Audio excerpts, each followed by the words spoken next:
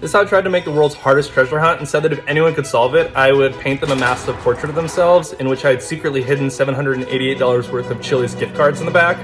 And I got absolutely annihilated by the world's smartest 19-year-old, a kid named Andy. In the treasure hunt, there was 3 challenges. The first challenge was just a bunch of 1s and 0s, and it wasn't binary, it was actually a Morse code substitution cipher, and it just gave you a bunch of random letters. But then at the bottom it said, if you need a hint, here it is, E tu Brute. And E tu Brute was the last thing that Caesar said before Brutus stabbed him, and so it was a Caesar cipher, and a Caesar cipher is a alphabetical shifting cipher.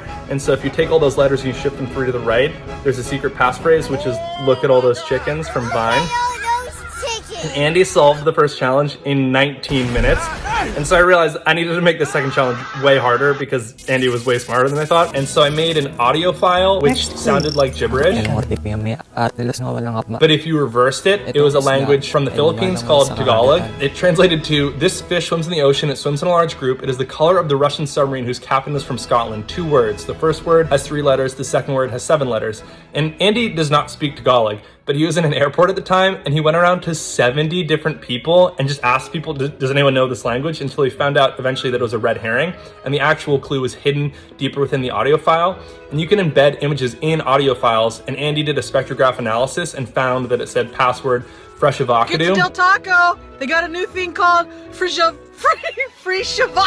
But I didn't say where that went, and so eventually he found a secret password protected part of my website, which he typed it in and it brought him to a blank page. But it wasn't actually blank. There was a secret white square hidden within, which he downloaded as a PNG, brought into Photoshop, and then played with the levels, figured out that there was a secret phrase that said your password is, I could have dropped my croissant. Stop! I could have dropped my croissant! And he solved the second challenge in 2 hours. I was so disappointed in myself. So for the final challenge, I really needed to step up my game. So I made these 6 tiles that had these discolored sections on them. And if you brought all the discolored sections and rotated them, it turned into Obi-Wan Kenobi, where he says, these are not the droids you're looking for. So that was another red herring. The actual clue was these discolored sections here. And if you brought it into the 3rd dimension and then made a cube and then extruded shapes through the discolored section from both sides, and then you rotated the cube, it turned into the Vine logo. And I didn't say where that went, but he went on my Reddit, found that I had commented in a subreddit from 3 months ago. He messaged the mods with the password and then became a moderator. And once you're a moderator, you can see deleted posts. And there was 3 challenges. Number 1, do a belly flop. Number 2, sit down and take a picture where you look like a sad king. And number 3, make a half-court basketball shot.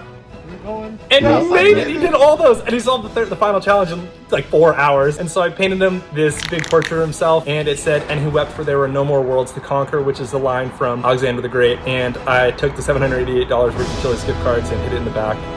The end.